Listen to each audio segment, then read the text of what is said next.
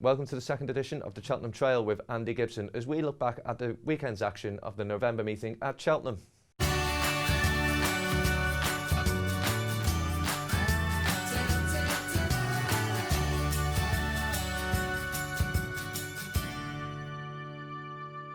Okay, so we ended up getting a really interesting couple of days of racing at Cheltenham this weekend, and I was really interested by the performance of Put the Kettle On for Henry de Bromhead. What did you make of her performance this weekend? Well, first of all, it was a surprise.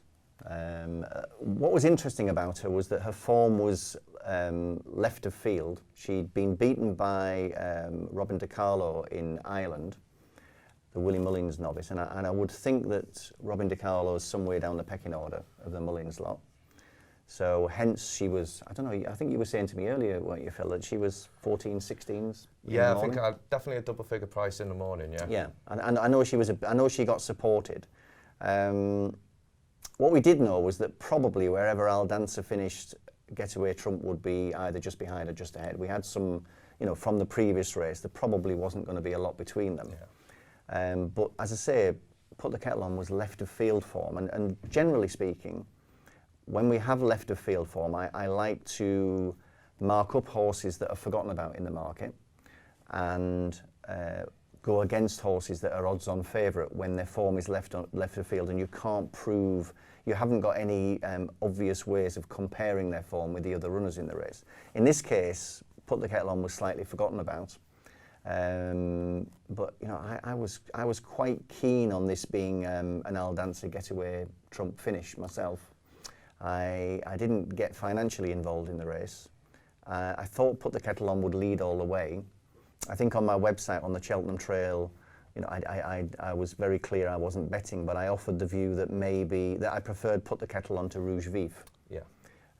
So if anything went wrong with Al Dancer or anything went wrong with Getaway Trump, I thought Put the Kettle On was the one most likely to capitalise and finish second for the straight forecast market. It was a surprise to me when she won. The race was actually run in a very similar time to the Schloer chase with Politolog, almost identical time. The difference being that Put the Kettle On was something like 3 seconds quicker than Politolog as Put the Kettle On got to the second last fence. So she's actually had a much tougher run round, and it's therefore to her credit that she's managed to stave off the challenge of 3 higher rated opponents, I think. Yeah. It also probably marks the quality of their performances down a little further when you compare that to Politolog, because actually Politolog finished slightly ahead of Put the Kettle On at the line. Yeah. So from 2 out to the line, Politolog's been something like 12 or 15 lengths quicker than Put the Kettle On. And yet, despite that, the other horses haven't managed to close on her. So it would be a mark down on her. It was very interesting to hear Ruby Walsh say something along the lines of, well, if this is the best the English have got, then I think the Arkle's going to be won by the Irish. And I think that statement might be true anyway. Yeah. I think if it comes up soft in March, then there's a far greater chance. If it comes up similar ground to Sunday, then you'd have to think that Al Dancer might struggle again. Because the thing with Al Dancer, going into the race, I thought that as long as he ran well, I'd be very happy to forgive him a defeat on soft to heavy ground, because his record on good to soft or good is 4 wins out of 4. Yeah. His record on soft and heavy, well, he's been beaten in 5 out of his 7 races now. So I'm happy to draw a line through it. At the same time, I'd really like to see a top class performance from him the next time we see him, which will presumably be at Sandown in 3 or 4 weeks' time in the Henry VIII. And just to touch on Getaway Trump, was his chance already done 2 out when he made his big mistake? Well, actually, I don't know what you thought, but I thought he was travelling the best, as he was last time. I thought he was travelling the best round the final bend. Now, that fence comes very quickly at you anyway. Yeah, it's a tricky I one. suspect that the fact that the 3rd last fence was missed out meant that they hadn't jumped a fence from 4 out, the usual 4 out, to the second last, and maybe that made it even more difficult. Yeah. Maybe.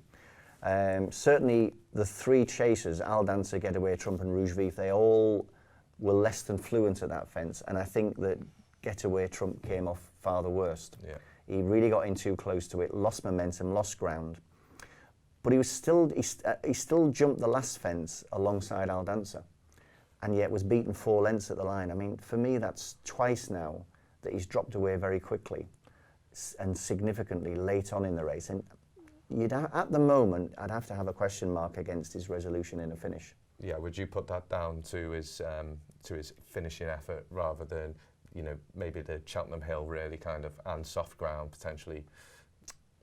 I don't. I mean, first of all, he should have been the one suited to the soft ground. Yeah. If I'd have had my arm twisted, I'd have probably preferred Getaway Trump to Al Dancer for that very reason. I thought they'd both improve for the previous run. I thought Getaway Trump was more likely to improve a little bit more. There's a lot of evidence based there in terms of how many of the Paul Nicholls horses have improved from their debut to their second run. At the same time, you were mentioning off camera a little earlier that you know, we looked at the record of Nicholls, and actually it's not as good as I thought coming into this race. I think you were quite right that actually there's a fair few of the Nicholls horses haven't finished off the races as well as you would have liked, or as well as you would imagine he would have liked. Running well, but not quite seeing out maybe, the races too. And there might, you know, it might be quite interesting to monitor that over the next few days and see if there's anything in that, or just see if it's one of those random things, because there's also quite a few of his horses have run very well in defeat. Politolog, for example. And there's absolutely, and there's also horses that have either run badly or well, depending upon what your pre-race view was. Now, for example, you felt Kurdistan ran badly, but maybe because you were expecting a bit more than I was. Yeah. Whereas I actually thought he ran very well because he's finished second of the horses that ran prominently in that race. Everything else came from behind. So there's only Monsieur Lecoq that's actually beaten him of the horses that ran prominently. And all of the other horses, I think he finished 8th, I think, didn't he? Yes. So the other 6 horses have all come from behind, off the pace, and come through and beaten him. But he's actually finished second of the horses that raced prominently, and he had 11 stone 12 as a 4-year-old. I didn't particularly like him for the race beforehand. I thought he ran well, and of course, we won't know who's right until we'll look at it again in 3 months and see who how we feel about it then. And on that basis, just in that race, Monsieur Lecoq, you must have been impressed with that performance, given that he's gone from the front and nearly won, just being found out in the last. Well, I've marked his performance up for a number of reasons. First of all, he was very keen in the early stages. In fact, he was the Emma Lavelle horse hanging there. Yes. The Emma Lavelle horse was jumping the third last when you compare the races side by side. Hanging there was about 3 seconds quicker than Monsieur Lecoq jumping the third last, and then they finished next to each other at the line. So they went very slow to begin with. Monsieur Lecoq was at the front, which normally you would expect a slow run race to suit the front runners, but because they went slow, he pulled very hard. I thought his chances were also negated when his jockey took him away from the outside rail from 2 out to 1 out. And if you look at Monsieur Lecoq and Kel de Neuf, who's another horse in the race that I've marked up, he travelled beautifully throughout, but again he was taken right down towards the inside from 2 out to 1 out, which I'm not certain at this meeting that there was a massive advantage in travelling wide through the race, but I do think there was an advantage in making sure you jumped the second last hurdle in the middle and came to the outside from the second last to the last. And I think that Monsieur Lecoq and Kel de Neuf can be marked up on that, because I think the 2 outs. It was interesting that the two outside runners both went past them. Harambe and Gumball. Yeah. And in fact, I think Gumball took the widest passage and probably would have won if he'd have jumped the last hurdle cleanly. But he made a right hash of it and lost momentum as a result. So I think their chances were negated by that. So yes, I have marked Monsieur Lecoq up definitely. Yeah.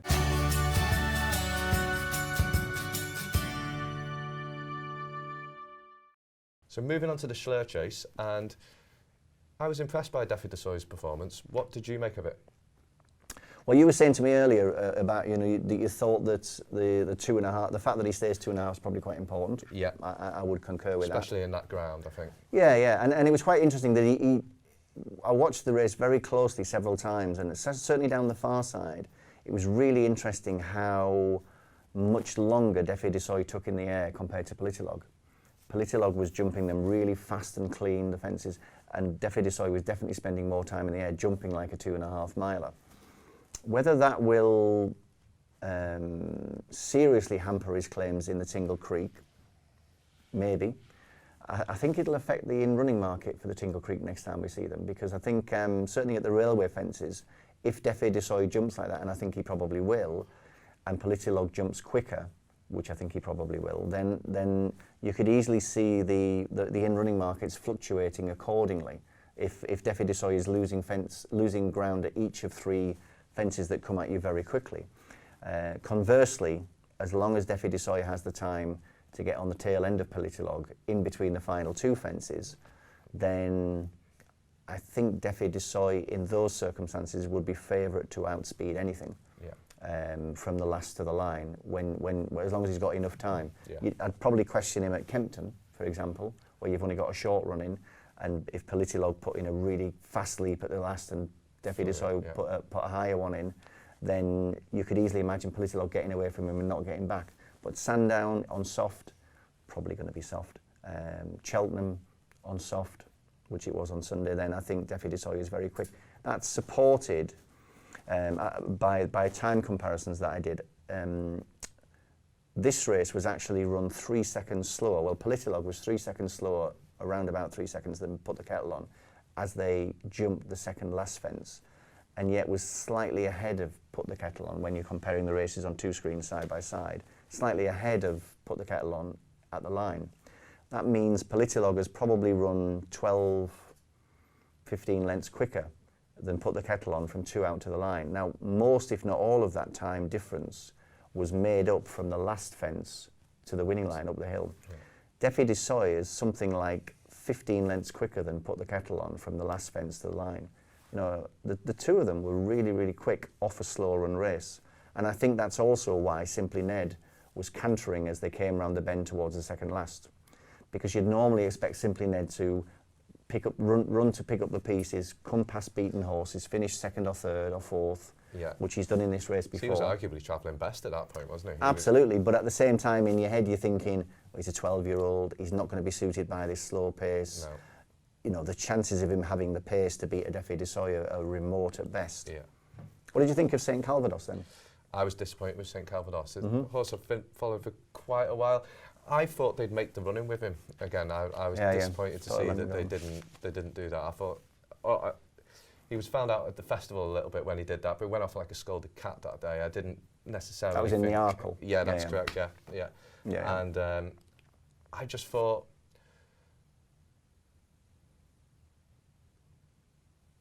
there's every chance that if he got an easy time of it on the front end, he might just be able to see them off. But I was certainly disappointed with his effort, I thought. Yeah.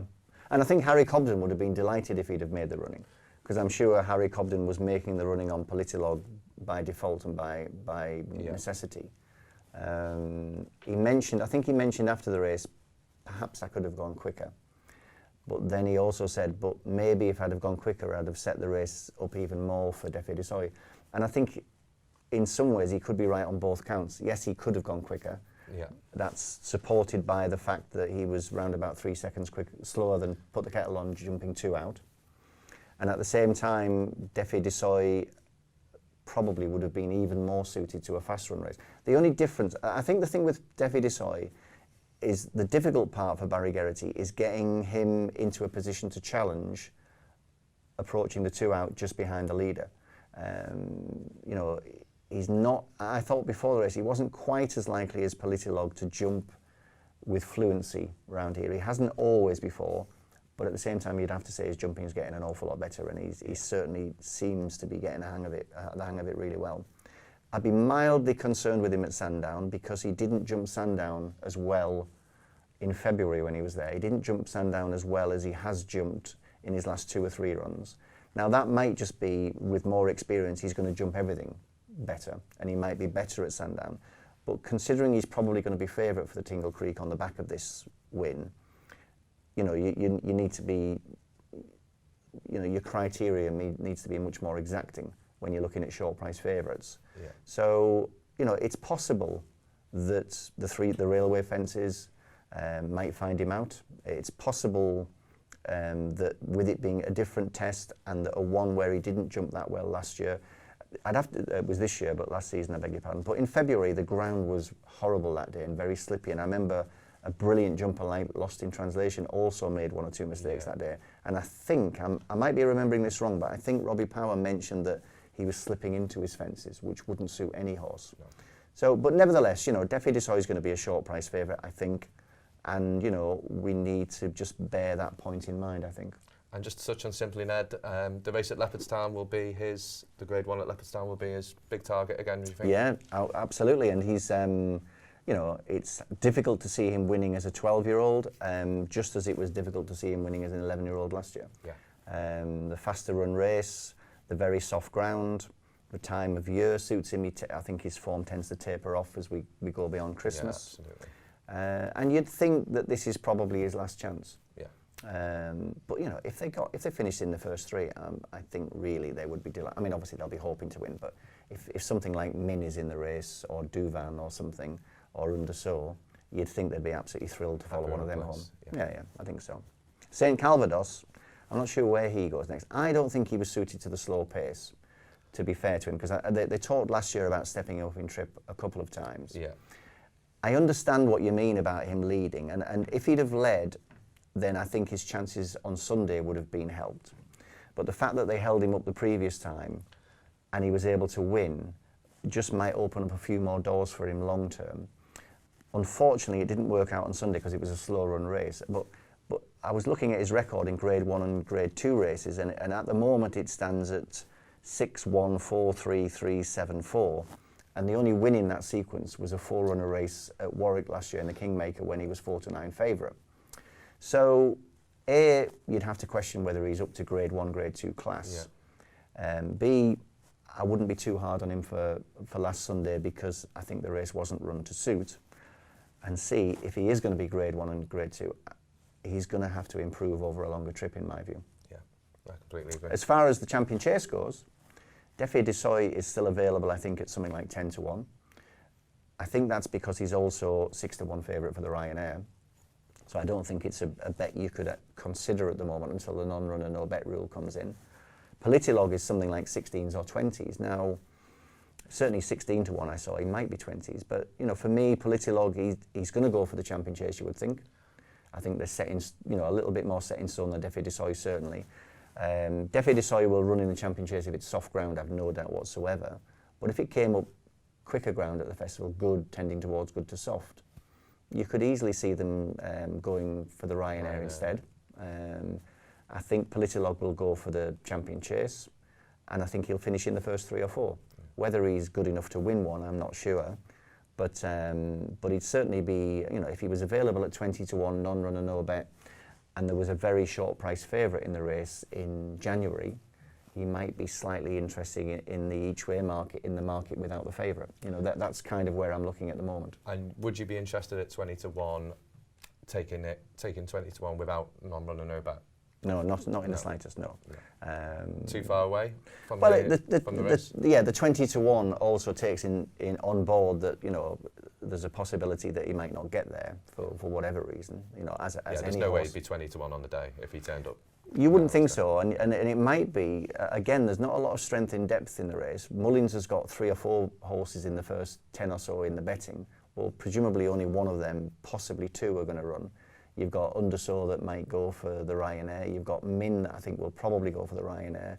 Duvan, well, we've only had 1 run back from Duvan. Let's see. You know, I'd rather see him again. Great to see him back. Yeah.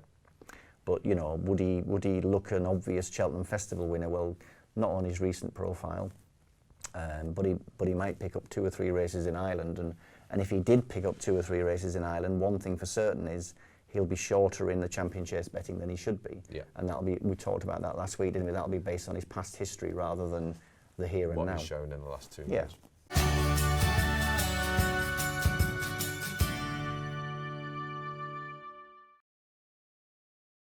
And I just wanted to touch on the Morgiana hurdle at Punchestown a day earlier. Yeah. Soldier's performance, how impressed were you with that? Well, I think it was a wonderful training performance, wasn't it, for him to come back after an absence, particularly after a serious injury. I'm sure that the Mullins camp are absolutely thrilled, delighted with that. He was promoted to 5-1 favourite for the champion hurdle as a result, and you know, in terms of that promotion, you know, I don't know where you start with picking holes in it really, because you know, I think it's more a reflection on there isn't a lot of strength in depth in the champion hurdle market. You know, there's not many contenders. Wide open, yeah. Well, either wide open or there's 3 or 4 contenders that you've got not really very many strong reasons to favour one over another. I mean, Bouvedere is the obvious one, and the obvious question marks about Bouvedere is, oh, is it a year too late, etc., etc. But you know, he was in form at Punchestown after falling at Cheltenham. If he ran to that form, you'd have to make him favourite. I think he's probably the right favourite at the moment. Soldier is 5-1. Classical Dream is 7-1. Best, or it was yesterday when I was looking. I'd much prefer Classical Dream. The reason for that is because, you know, what Soldier's done there is he's beaten Classical Dream in a slow run race with a sprint from the second last hurdle to the line. That definitely didn't suit Classical Dream. Classical Dream made his mark running at championship pace and coming through as a staying horse late on. He's likely to get that at Cheltenham in the champion hurdle, and therefore I would say that if he gets there on the day, if the ground is good to soft or softer, he's very likely to play a part in the finish and may even be the one to beat on the day. Soldier, you know, it's up in the air with him. It's not to say that I don't think he could be a champion hurdle contender by March. It's just that he's not a worthy favourite. It's a reflection on the market, the fickle nature of the market. It's utterly ridiculous that he's the 5-1 favourite, and it's an overreaction because what he's done is he's beaten Classical Dream. Now, if we're saying Classical Dream ran to his form in this slow run race, then where's Petit Mouchoir in the champion hurdle betting? You know, why isn't he a single figure price? Clearly, he's not a contender.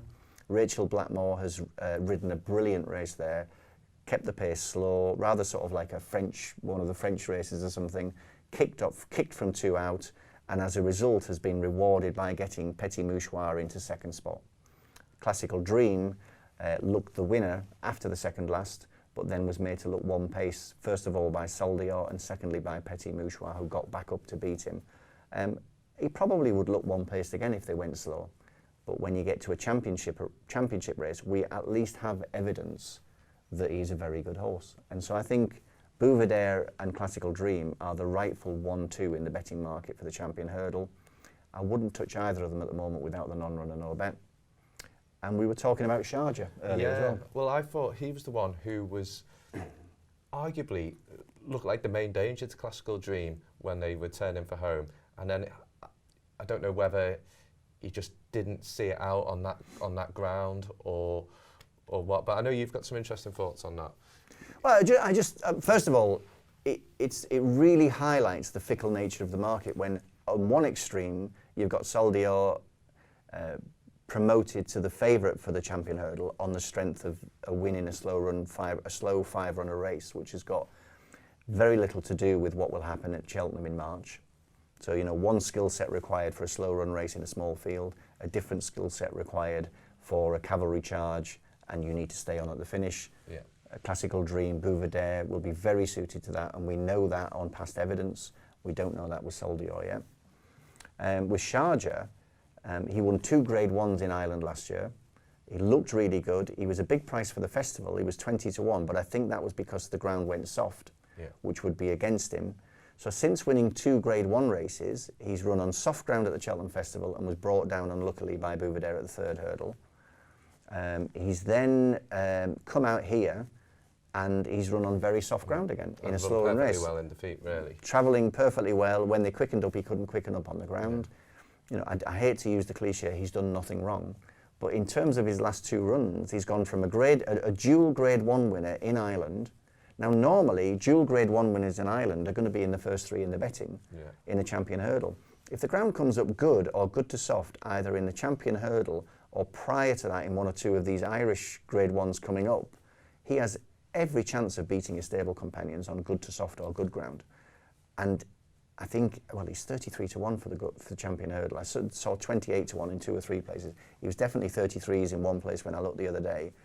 It's the 2 extremes of the fickle nature of the champion, of betting in general. And in this instance, in the champion hurdle market, you've got a false favourite in Soldier and you've got a ridiculously priced charger who's probably got a very similar chance. Yeah. Because if it came up good or good to soft, I think personally I'd rather be on charger. So again, it's not something to get involved with, I don't think, until the non-run and no bet market comes on. But it's still interesting to monitor that.